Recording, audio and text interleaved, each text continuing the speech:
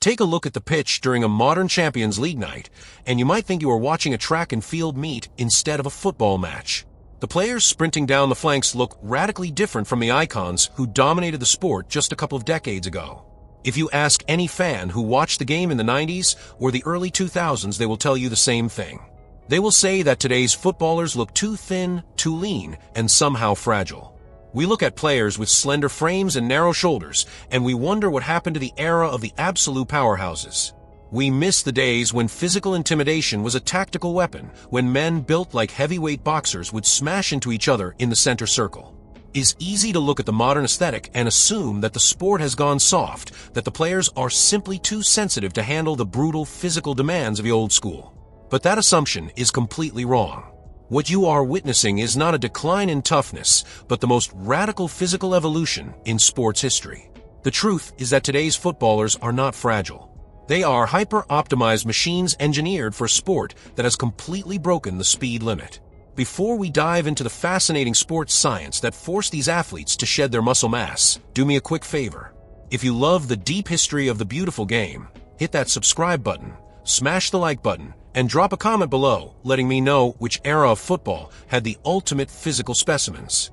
Your engagement helps us keep the archive alive, so let us know your thoughts down there. Now, to understand why modern players look so skinny, you have to look at the terrifying velocity of the modern game. Football has never been faster than it is right now. Every single action on the pitch is executed at maximum intensity. The pressing systems popularized by modern managers require 90 minutes of non-stop sprinting, closing down angles, and rapid transitions. In the past, a midfielder could rely on his massive upper body strength to shield the ball, slow down the play, and dictate the tempo while standing still.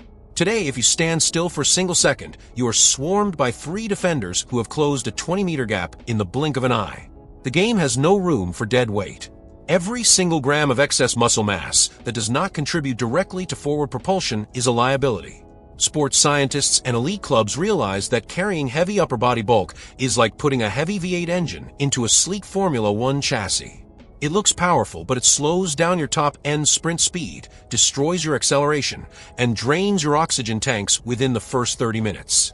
Today's players are thin because their survival depends on their ability to fly across the pitch. They have traded the broad shoulders of the past for the lean, whip-like frames of Olympic sprinters. They are built for high-speed endurance, designed to hit maximum velocity over and over again without their hamstrings blowing out. This structural shift has changed the entire landscape of scouting and player development. When scouts look at academy prospects today, they are not looking for the biggest kid in the room who can bully everyone else with pure size. They are looking for aerodynamic efficiency, rapid recovery rates, and explosive power to weight ratios. The modern footballer is essentially a marathon runner who can sprint like Usain Bolt while controlling a ball at his feet. The sheer velocity of modern tactical systems has forced this transformation, creating a generation of athletes who look slender in a tight-fitting jersey but possess a level of cardiovascular and athletic conditioning that would make past generations gasp for air. It is a fascinating paradox where looking smaller actually makes you a far more lethal weapon on the pitch. The heavy giants of yesterday have been completely outpaced and outmaneuvered by the quick, low-body fat speedsters of today. This is not a story of players becoming soft or sensitive. It is a story of absolute optimization where speed rules the world and mass is the ultimate enemy. The evolution is clear, the data is undeniable, and the physical shape of the sport has changed forever. But how did we get here, and what exactly happened to the heavy gladiators who used to terrorize the opposition through pure physical dominance? To understand the full scale of this physical revolution, we have to travel back to the era where raw power was king. To truly appreciate the breathtaking speed of the modern game, you have to understand the world that came before it. Travel back to the late 80s, the 90s, and the early years of the new millennium. Football during this era was a completely different sport visually, tactically, and above all, physically. This was the golden age of the heavyweight gladiator. The pitches were often heavy, muddy, and uneven, which naturally favored players who possessed immense lower body power and broad shoulders to shield the ball. Tactical systems were far more rigid, meaning players occupied specific zones on the field rather than executing the non-stop, fluid pressing lines we see today. If you were a central midfielder or a central defender in those days, your primary job description was clear. You had to be a human brick wall. Think about iconic figures like Roy Keane, Patrick Vieira, or the terrifying presence of Jaap Stam. These men did not just rely on tactical positioning or reading the passing lanes.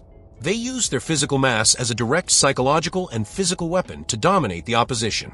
They were built like middleweight boxers, carrying significant upper body muscle mass that allowed them to physically bully anyone who dared to enter their territory. In attack, teams actively searched for traditional number 9s who could act as focal points. These were target men like Christian Vieri, Alan Shearer, or Didier Drogba. They were strikers who possessed massive chests, powerful arms, and a heavy frame designed to hold off 2 or 3 central defenders at the same time through pure brute force. Back then, sports science was still in its infancy compared to today. The general training philosophy in many clubs across Europe was that more muscle equaled more strength, and more strength equaled total dominance on the pitch. Gym sessions were heavily focused on building a powerful upper body because the game allowed for it. A defender could slow the game down, stand his ground, and engage in a physical wrestling match with a striker for 90 minutes. The refereeing standards of that era also accommodated this style of play. Heavy contact was tolerated, tackles from behind were common, and shielding the ball with your elbows extended was just part of a normal Saturday afternoon. If a modern, slender winger from today traveled back in time to face a mid-90s defense, he would have been physically broken within the first quarter of an hour. The entire culture of the sport celebrated this heavy, uncompromising masculinity. But as the calendar turned past the mid-2000s, the foundations of this powerhouse philosophy began to crumble. The transition did not happen overnight, but it was aggressive. The sudden death of the heavyweight gladiator was triggered by a perfect storm of tactical shifts, changing refereeing guidelines, and a technological explosion. UEFA and FIFA began implementing much stricter rules to protect creative players, effectively banning the brutal tackles that allowed heavy defenders to survive. At the same time, managers like Pep Guardiola popularized high pressing, possession-based systems that required every single player on the pitch to be in constant motion. Suddenly, the massive, muscular central defender who excelled at throwing his weight around found himself completely exposed. He was forced to defend in open space against incredibly agile attackers. When forced to turn around and chase a ball dropped into 20 meters of empty space, the extra 5 or 10 kilograms of upper body muscle mass became a massive anchor. The heavy gladiators were literally gasping for air as the game started moving around them at a speed they could no longer match. The heavy target men who relied on wrestling defenders discovered that central halves were no longer staying still to fight them. Instead, defenses were dropping back or stepping up as a cohesive, fast unit, rendering pure, upper body strength obsolete. Football stopped being a game of physical collision and rapidly transformed into a game of spatial evasion. It was no longer about who could hit the hardest, but who could occupy space the fastest. This survival of the fittest environment meant that the traditional, heavily muscled football specimen was facing extinction. The sport had officially outgrown the heavyweights, and the era of the lean, lightweight track star was about to begin. The absolute death of the heavyweight gladiator paved the way for an era completely dominated by numbers, metrics, and technology. To truly understand why the modern footballer looks so slender, you have to look directly at the small, black, oval-shaped device nestled between their shoulder blades during every single training session and match.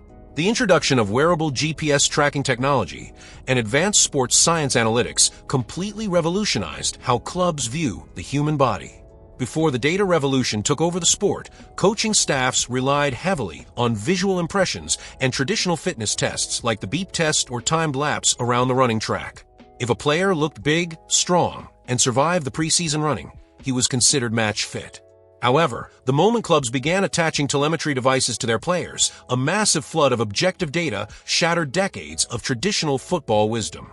Sports scientists suddenly had access to real-time metrics showing exactly how much distance a player covered, their top-end sprint speeds, their acceleration rates, and their metabolic power consumption. The data revealed a harsh, mathematical reality that changed player development forever. The trackers proved that every single extra kilogram of non-functional muscle mass was actively working against the athlete. In physics, moving a heavier object requires significantly more force and energy than moving a lighter one. When applied to a 90-minute football match, a player carrying an extra 5 kilograms of upper body muscle mass was burning through their glycogen stores at an alarming rate compared to a leaner teammate. This meant that the muscular player would suffer from severe cardiovascular fatigue much earlier in the game, leading to a massive drop in performance during the crucial final 20 minutes of a match. Furthermore, the data showed that heavy upper body bulk drastically reduced a player's ability to execute repeated high-intensity sprints. In the modern game, it is not enough to be fast once or twice. A modern fullback or winger is required to make upwards of 40 explosive sprints per match, with minimal recovery time between each effort. The GPS trackers showed that the lighter, leaner athletes were able to recover their optimal heart rate and lung capacity significantly faster than the heavily muscled players. The data was so undeniable that club boards and medical staffs across Europe completely overhauled their philosophy. They realized that traditional weightlifting routines aimed at building a massive chest and heavy arms were actually destroying the market value of their assets. If a young winger gained too much upper body bulk in the gym, his top speed would drop by just a fraction of a second, but that fraction of a second was the exact difference between beating a defender or getting caught.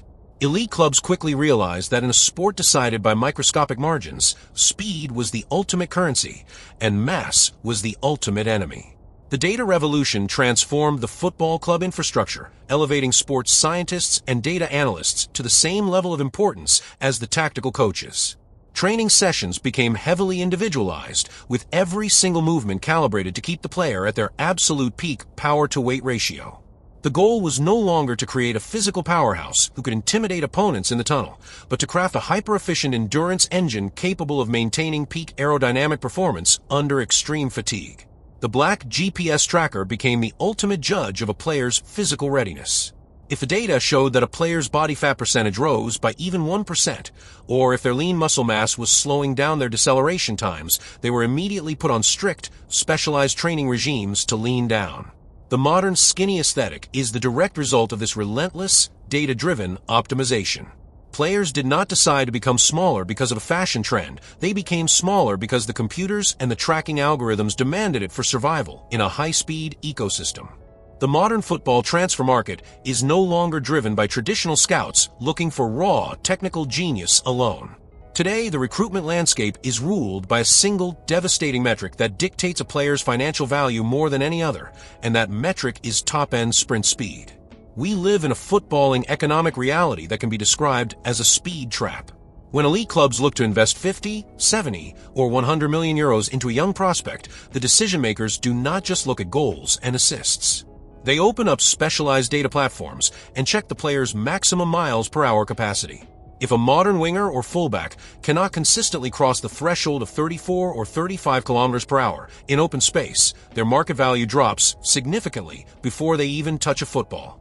This commercial reality has created a massive chain reaction that influences every single training ground and academy from South America to Europe.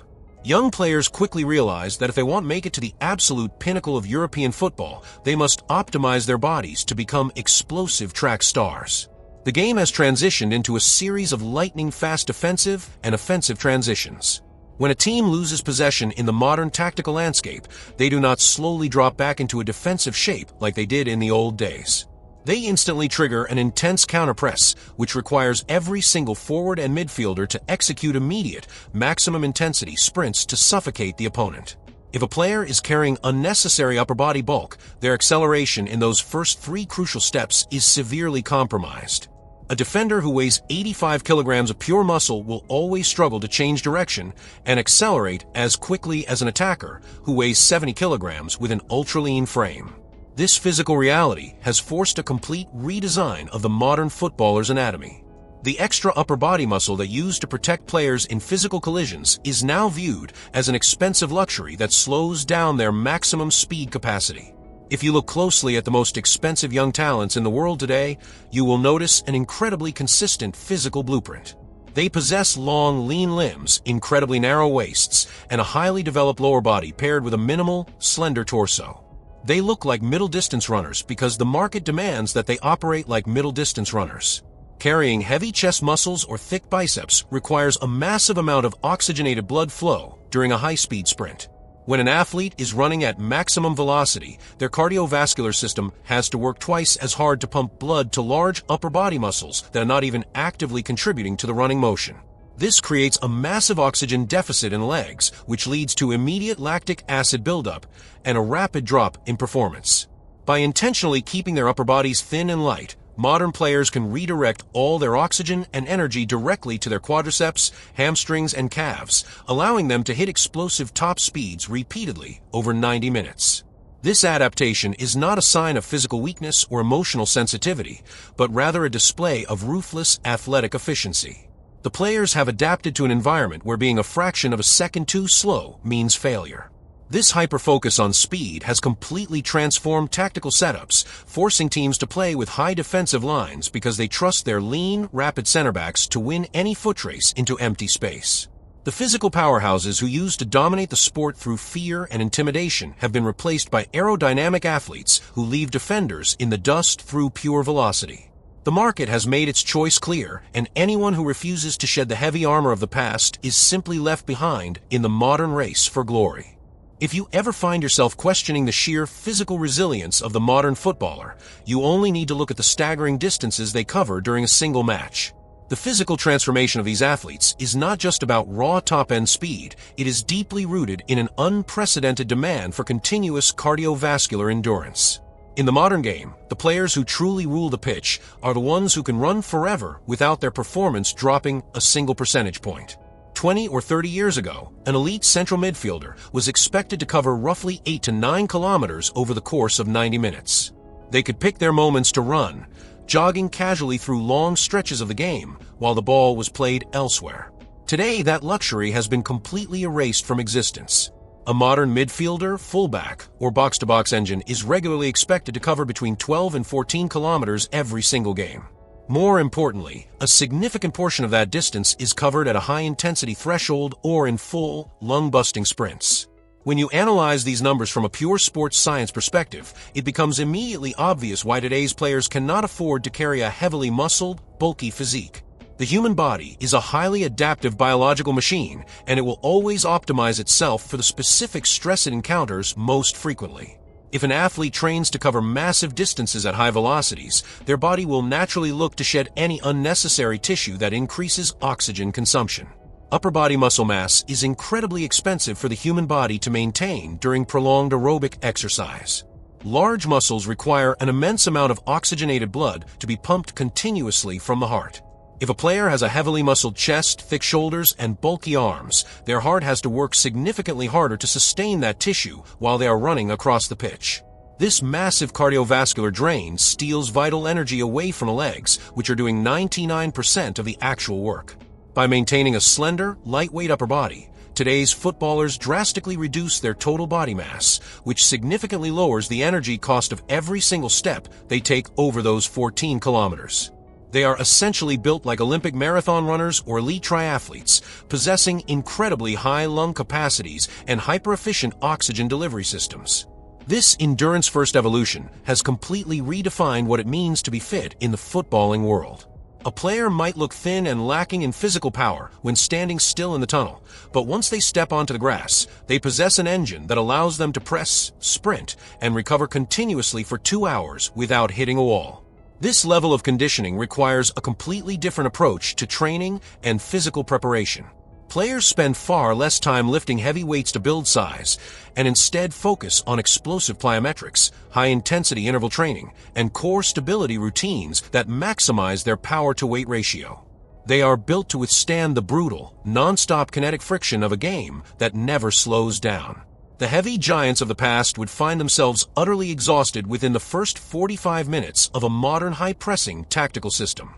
They would simply lack the cardiovascular efficiency to keep up with the relentless, lightweight runners who cover every blade of grass without breaking a sweat. The modern footballer has traded the raw, static strength of a weightlifter for the dynamic, everlasting stamina of an endurance athlete. This is not a story of players becoming physically weaker. It is a story of a sport that has evolved to demand absolute physical efficiency over brute force. The kings of the modern game are the kings of mileage chart, and in that realm, carrying excess bulk is nothing less than a death sentence for your career. If you want to see the absolute pinnacle of this physical transformation, you need to look directly at the modern winger. The players who occupy the flanks in today's elite teams are the ultimate expression of the skinny but lethal blueprint. In previous generations, wingers were often small, tricky players who relied almost exclusively on technical dribbling, clever feints, and crossing the ball from the touchline. Today, the role has been completely reinvented by sports science and modern tactics. The modern winger is a terrifying combination of an Olympic sprinter and a precise goal-scoring forward. Think of the elite wingers dominating the world stage right now. They possess incredibly lean, almost skeletal upper bodies, razor-thin waists, and long, explosive legs. When you analyze their movements on the pitch, you realize that their slender physics are exactly what makes them so incredibly dangerous and difficult to defend against. A lightweight frame gives these athletes a massive advantage in three critical areas: agility, acceleration, and center of gravity. Football is a game of constant, erratic changes of direction. A winger must be able to sprint at full speed, stop dead in their tracks, and cut inside the pitch within a fraction of a second to leave a defender behind. According to the laws of classical physics, an object with less mass can change its direction of motion with significantly less force and friction than a heavier object. By keeping their body weight exceptionally low, these players can manipulate their momentum instantly. They can twist, turn, and explode into empty space, while a larger, heavier defender is still struggling to adjust their body weight and turn around. Before we dissect the exact nutritional matrix that keeps these modern wingers so incredibly lean, let us take a very quick break. If you are enjoying this deep dive into the physical evolution of the beautiful game, make sure to hit that subscribe button right now. Smash the like button to help this video reach more football fans around the world, and leave a comment below telling me who you think is the most unstoppable winger in the world today. We read all your comments, so get down there and start the debate. Now, when you look at the sheer acceleration of these athletes, the power-to-weight ratio becomes everything. A modern winger does not need massive biceps or a heavy chest to win a duel. All of their explosive power is concentrated in their core and their lower body. Their slender torsos act as a highly aerodynamic chassis, minimizing wind resistance as they fly down the flanks at 36 kilometers per hour. This extreme structural optimization allows them to maintain their peak velocity for longer distances without their muscles accumulating destructive lactic acid.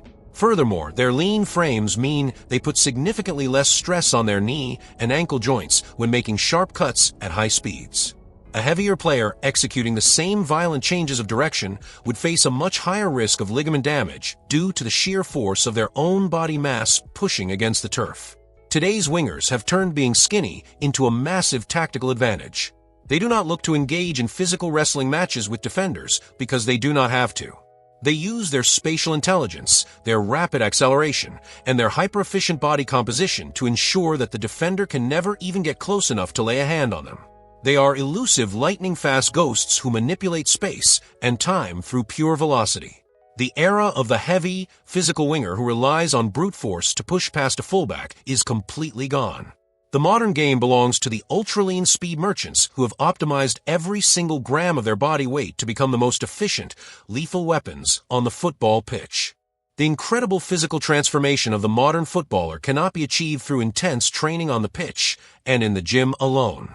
The secret weapon that keeps these multi-million-dollar athletes looking so incredibly slender, low in body fat, and aerodynamic is a hyper-scientific approach to fuel, a strict system known across elite training grounds as the nutritional matrix. Gone are the days when a football player could celebrate a massive victory with a greasy plate of fish and chips, a couple of heavy pints of beer, or a massive steak dinner without worrying about the consequences. In the past, clubs paid very little attention to what players put into their bodies as long as they performed well on Saturday afternoon. Today, a professional footballer's kitchen is managed with the exact same level of mathematical precision as a high-tech laboratory. Elite clubs employ entire departments of specialized sports nutritionists, metabolic analysts, and private chefs who control every single milligram of food an athlete consumes throughout the week. The ultimate goal of this nutritional matrix is incredibly clear: to maintain a microscopic body fat percentage, usually hovering between 6 and 10%, while ensuring the player has just enough glycogen energy to sprint continuously for 90 minutes. To achieve this hyper-optimized state, modern players are placed on heavily restricted diets that completely eliminate empty calories, processed sugars, and inflammatory fats. Every single meal is calculated based on the player's specific body mass, their current metabolic output, and the exact physical workload expected of them in the upcoming training session.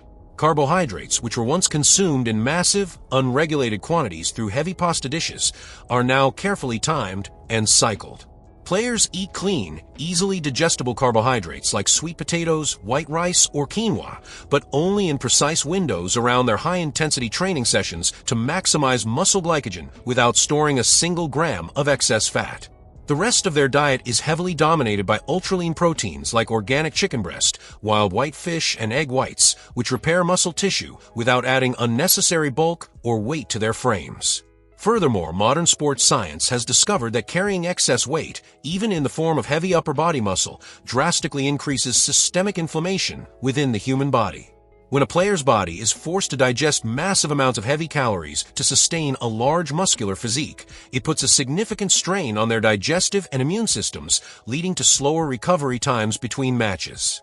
By keeping the diet incredibly clean, light, and nutrient-dense, clubs ensure that the player's body can direct all of its internal resources towards cellular repair, joint recovery, and reducing muscle soreness. This nutritional discipline is a grueling, non-stop mental sacrifice for the modern athlete. They live like Olympic marathon runners, eating the exact same weighed portions of plain protein and steamed vegetables day after day, week after week.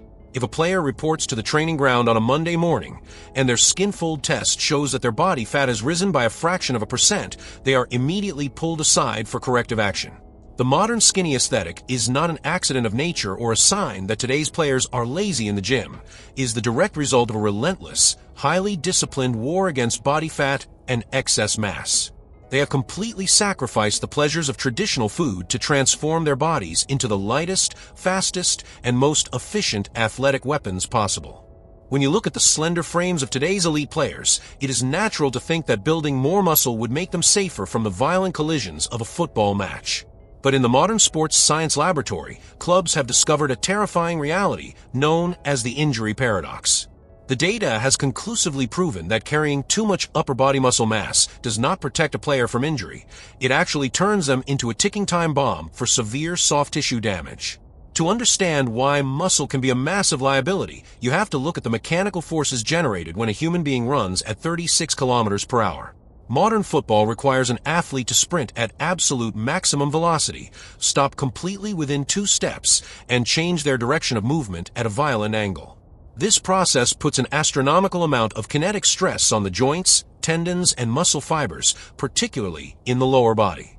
If a player possesses a heavily muscled chest, thick shoulders, and bulky arms, they are dramatically increasing the total weight of their upper body chassis. When that heavy chassis is forced to turn sharply at maximum speed, the laws of momentum dictate that the upper body will want to keep moving forward in a straight line. The player's legs, ankles, and knees must generate an immense amount of counterforce to override that momentum and force the body to turn. This creates an incredibly dangerous shearing force that travels directly down the spine and into the hamstrings, groins, and anterior cruciate ligaments. Sports medical departments have analyzed thousands of injury reports and concluded that heavily muscled players suffer from significantly higher rates of non-contact hamstring tears and calf strains. Their muscles are simply too powerful and too heavy for their tendons to anchor safely during erratic, high-speed movements. Furthermore, a bulky muscular physique drastically reduces a player's natural flexibility and joint mobility. Thick muscle fibers restrict the full range of motion in the hips and pelvis, which are the absolute engines of agility on a football pitch. When a player's hips are tight due to excessive weightlifting and muscle hypertrophy, their body is forced to compensate by placing extra stress on the lower back and knee joints, leading to chronic tendinitis and long-term wear and tear. By intentionally keeping their players thin, light, and flexible, elite clubs are actively extending the lifespans of their multi-million-dollar assets. A lean, whip-like body composition acts like a high-tech suspension system, absorbing the impact of high-speed changes of direction without transferring destructive force to the ligaments.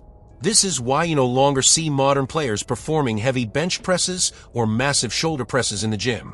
Their strength training has been completely transformed to focus on eccentric muscle elongation, deep core stability, and single-leg balance routines.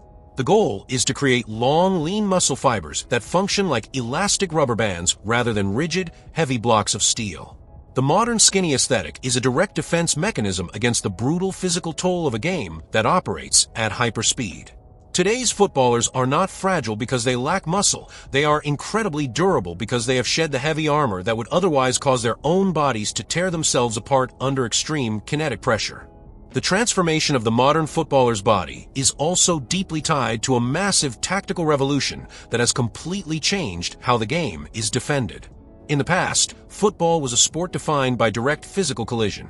If you watched a match in the 90s, defensive success was measured by a player's ability to physically dominate their opponent in an individual duel.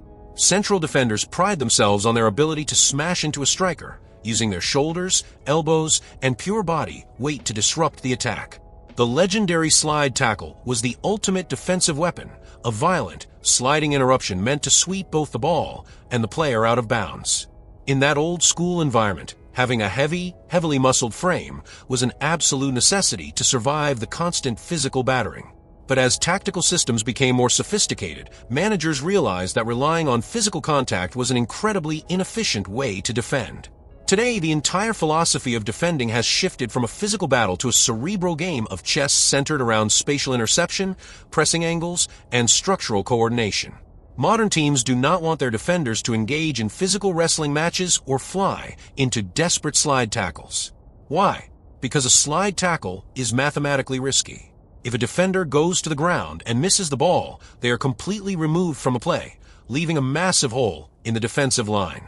Instead, modern defending relies almost entirely on the concept of interception and cutting off passing lanes before the ball ever reaches the attacker. To execute this style of defending at the highest level, a player does not need massive upper body strength. They need elite cognitive speed, incredible acceleration over short distances, and the agility to constantly adjust their body positioning. Defensive structures are now based on zoning, where a unit of 4 or 5 players moves cohesively to suffocate the space around the ball. The modern defender wins the ball not by overpowering the striker, but by reading the trigger point of a pass, accelerating into the line of that pass, and intercepting it cleanly. This shift has completely altered the physical profile required for a top-tier defender. If you look at the most elite center backs in the world today, they look less like traditional heavyweights and far more like elegant, athletic middleweights. They possess incredible height and long limbs to block passing lanes, paired with slender, lightweight torsos that allow them to turn around instantly and sprint back toward their own goal if a ball is played over their heads. Furthermore, the modern rule book has completely outlawed the aggressive, physical intimidation tactics of the past. Referees are instructed to protect attacking players, and any excessive use of upper body force, pulling shirts, or leaning with your full body weight is instantly penalized with a foul and a yellow card. The game has been systematically sanitized of raw, brutal violence. In an ecosystem where you can no longer use brute force to stop an opponent, carrying 10 extra kilograms of muscle mass is completely pointless. The modern defender has adapted to this non-contact reality by leaning down, focusing entirely on their footwork, positioning, and explosive interception speed. They are no longer gladiators engaging in physical combat. They are hyper-intelligent spatial guardians who use speed and anticipation to neutralize an attack before a single collision can even take place. To truly appreciate how this physical blueprint operates in the real world, we must look at the actual transformations and career decisions of the game's biggest icons.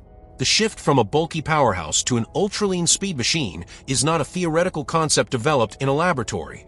It is a living reality that has saved and defined the careers of the elite. When we examine the physical evolution of the world's best players, we see a clear and consistent pattern of athletes intentionally stripping away muscle mass to survive. Let us begin with the ultimate example of physical transformation, Cristiano Ronaldo.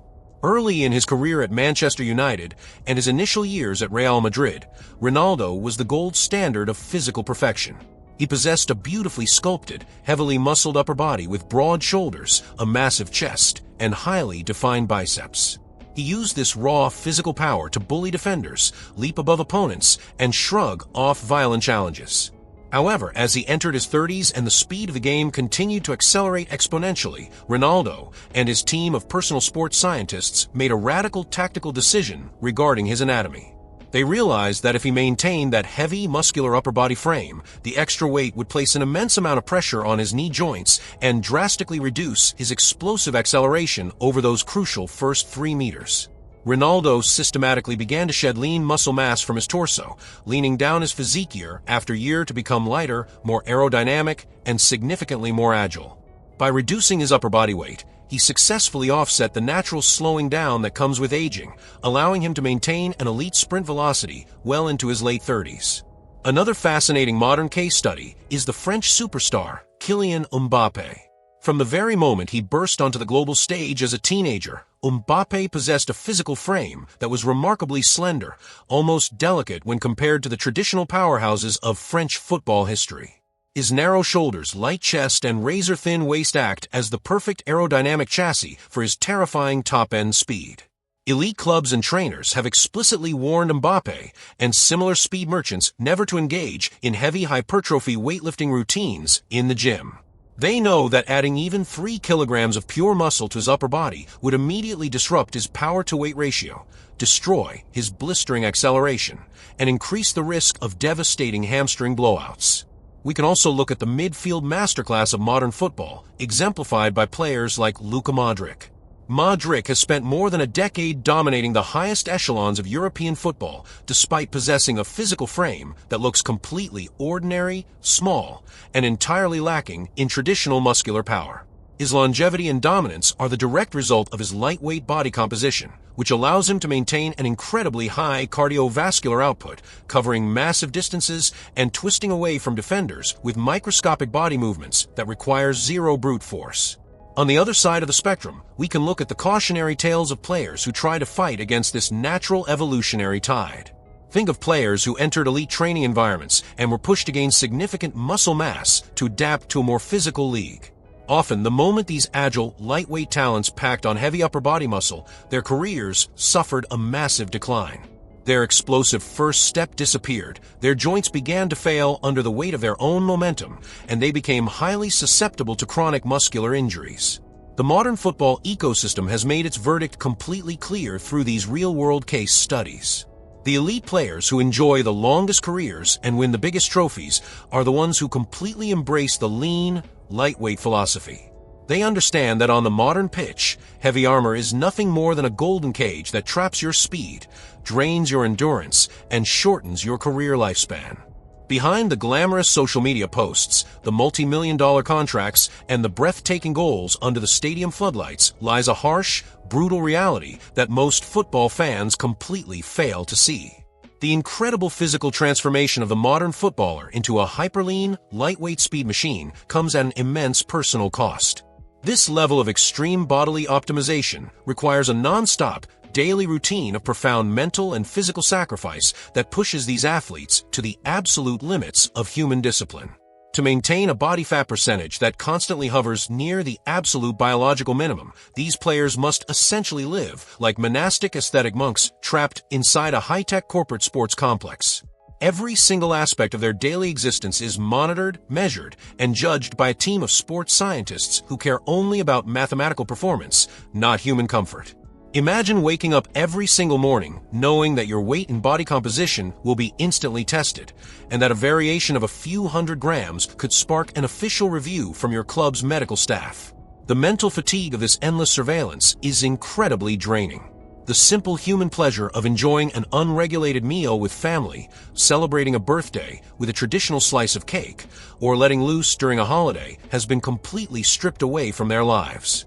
Even during the short off-season break in the summer months, players are handed detailed electronic training and nutritional manuals that they must follow strictly to ensure they do not report back to pre-season training camps with an ounce of excess fat. If they fail to comply, they face immediate public humiliation, heavy financial fines, and the very real prospect of losing their starting spot in the team to a hungrier, leaner rival. On a physical level, living in a constant state of hyperlean optimization is an exhausting, painful experience. Upper body muscle mass acts as a natural cushion against the violent kinetic friction of a contact sport. By intentionally stripping away that protective muscular armor to maximize their speed and endurance, modern players are leaving their skeletal frames completely exposed to the raw impact of collisions. When a modern defender or midfielder collides with an opponent at 35 kilometers per hour, they do not have thick layers of muscle to absorb the shock. The entire force of the impact travels directly into their ribs, hips, and joints. This is why today's players often look so visually agonized when they are knocked to the ground. Is not because they are emotionally soft or overly sensitive, but because a high-velocity impact on a body with almost zero fat and minimal upper body mass hurts significantly more than it did in the old school days. They are operating on a razor's edge where their energy reserves are constantly calibrated to be just enough for the match, leaving very little internal padding for recovery. They live with chronic daily inflammation, sore joints, and a level of systemic physical exhaustion that would cause an ordinary person to collapse. The modern football landscape demands that these human beings transform themselves into flawless, unyielding machines, entirely disregarding the emotional and psychological toll of denying oneself basic physical comforts. It is a grueling, invisible war fought every single second of the day inside the player's mind and kitchen. They have traded the joy of a traditional life for the pursuit of absolute kinetic efficiency, proving that the slender look we see on television is not a sign of weakness, but a monument to total, uncompromising self-control. When we look back across the entire history of the beautiful game, we can clearly see that football has always been a mirror of human evolution and technological progress. We have traveled from the muddy pitches and the heavy, uncompromising gladiators of the 90s to the hyper-speed, data-driven track stars who dominate the modern landscape. The physical transformation of these athletes is nothing short of a scientific marvel. Today's players are not smaller, skinnier, or more fragile because they lack the heart, the grit, or the toughness of the legendary icons who came before them. They are thin because the modern game is a ruthless, unforgiving race against the clock where speed rules the world, and any excess mass is a direct passport to extinction. The sport has evolved into a masterclass of absolute physical efficiency, where every single gram of body weight must serve a direct purpose in propelling the athlete forward. As sports science continues to advance at a breathtaking pace, we have to look toward the horizon and wonder what the future holds for the shape of the footballing body. Will players become even more slender, transforming into literal long-distance runners who can sprint effortlessly for 2 hours? Or will we eventually hit a biological ceiling where the human frame simply cannot handle the extreme kinetic friction of a high-velocity contact sport without some form of muscular armor? It is a fascinating question that will define the next generation of tactical systems and player development. Before we wrap up this epic journey through the physical archives of the sport, I need your final verdict. If you made it all the way to the end of this video, you are a true football fanatic. Smash that subscribe button right now to join our community, hit the like button to show your support, and leave a comment below giving me your absolute honest opinion. Do you prefer the old-school era of raw power, heavy tackles, and massive physical presence, or do you love the modern, lightning-fast era of hyper-optimized speed merchants? Let us start a massive debate down in the comments section, because we read every single one of them. What we can say for certain right now is that the beautiful game has lost its heavy, muscular gladiators forever, and they are never coming back. The modern pitch belongs to the lean, the quick, and the aerodynamically flawless. It is a sport that has traded brute force for spatial elegance and raw violence for tactical precision. Today's footballers have made the ultimate physical and mental sacrifice, turning their own bodies into high-performance engines capable of operating at a velocity that previous generations could only dream of. They are the absolute peak of athletic engineering, proving that true power does not lie in the size of your muscles, but in the speed of your stride and the efficiency of your engine. The archive of football history has closed this chapter on the heavyweights, and the lightweight speed revolution is here to stay, rewriting the rules of human performance with every single match. Thank you so much for watching. Keep the debate alive in the comments, and we will see you next time on the Football Archive.